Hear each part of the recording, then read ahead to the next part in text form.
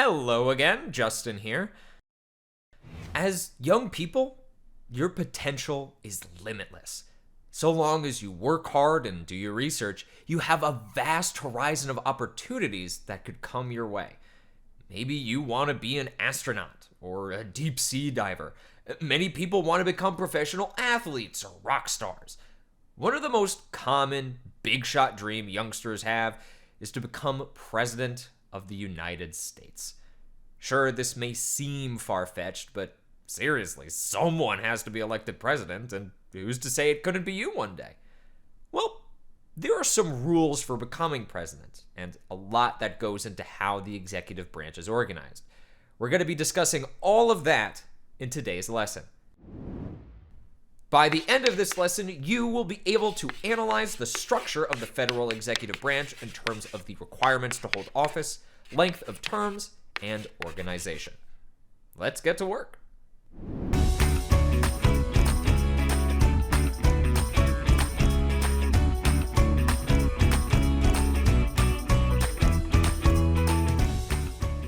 The office of the president. A position only 46 men have occupied so far in history.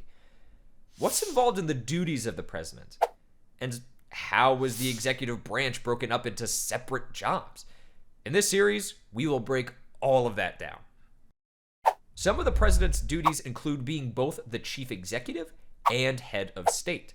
The president's central role is to enforce federal law and uphold the Constitution. Big responsibilities, huh? Still want to become president? Well, let's go over the requirements for becoming the president and see if you actually can be president.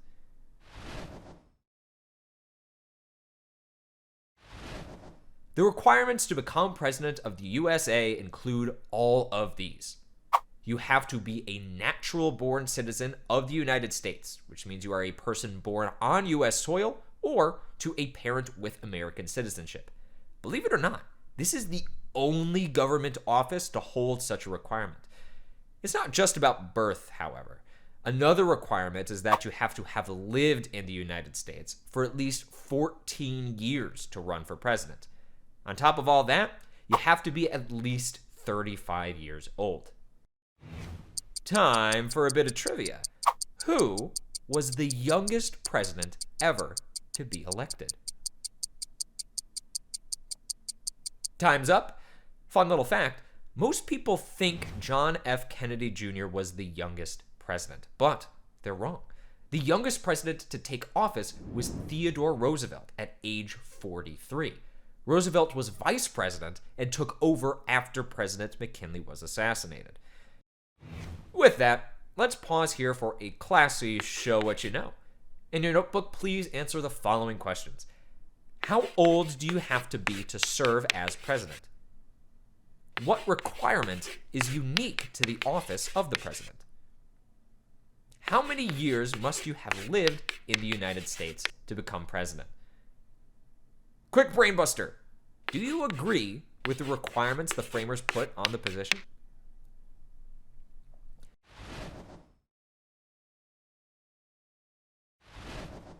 So, how long can a president be president, you might ask?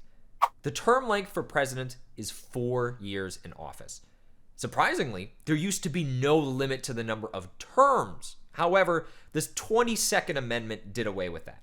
The 22nd Amendment limits the president to 2 terms in office.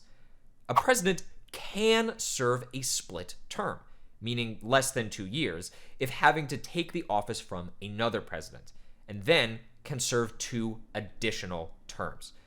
Pretty specific, right? Okay, that was a quick one, but we still need to see if you got it with a show what you know.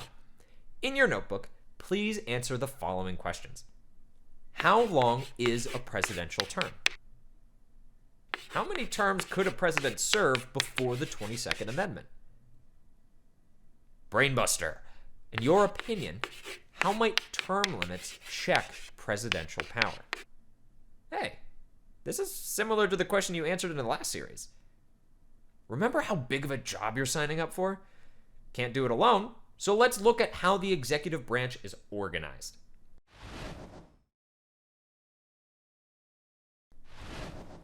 Now, the president isn't alone in their office. In Article 2, Section 2 of the Constitution, it states that the president may require the opinion in writing of the principal officer in each of the executive departments upon any subject relating to the duties of their respective offices.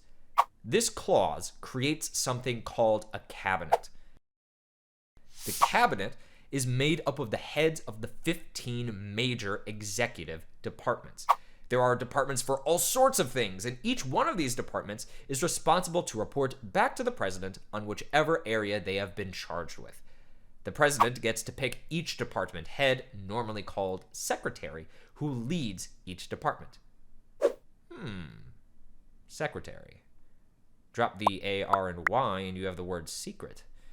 When Congress created the first departments in 1789, it understood the sensitive nature of the president's work, and so it gave these first department heads the title of secretary. Now, the president cannot just assign anyone. Checks and balances exist here too.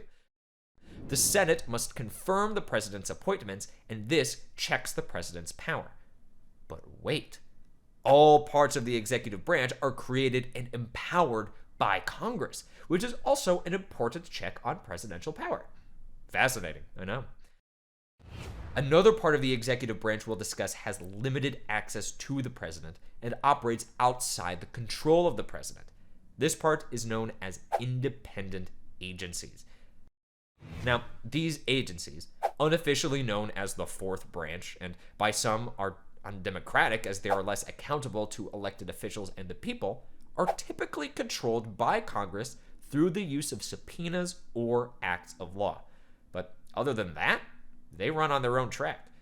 And although these agencies are technically part of the executive branch, they're created by Congress, sometimes against the wishes of the president. Some examples of independent agencies include the Central Intelligence Agency, or the CIA, the Federal Elections Commission, and the U.S. Postal Service. So, as American society changes, the size and scope of the executive branch also continues to change. Today, the executive branch is composed of not only the cabinet, but also the White House office, Joint Chiefs of Staff, countless agencies, and commissions. You can check out the PDF for a great T-chart breaking it all down. Let's wrap this up with a show what you know to see if you got it down. In your notebook, please answer the following questions. What is the president's cabinet? What are independent agencies? Why are they referred to as the fourth branch? Next, create a tree map and title it Executive Structure. After that, create 3 subtitles. One subtitle should be titled Requirements for Office. The next should be titled Terms and Term Limits. And the last should have the title Organization. Feel free to rewind the video to fill out information for each subtitle.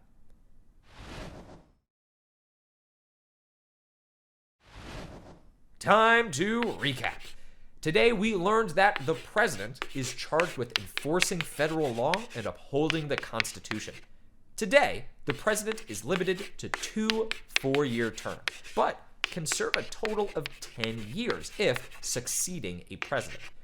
Finally, through a system of checks and balances and separated powers, the executive branch is created, typically by request of the president, through the use of legislation and, at times, confirmation by the Senate. And that's all for us today, friends. We hope you've learned a lot about the executive branch today. Have a great rest of your day, and remember to vote, debate, and participate. Hey, hey.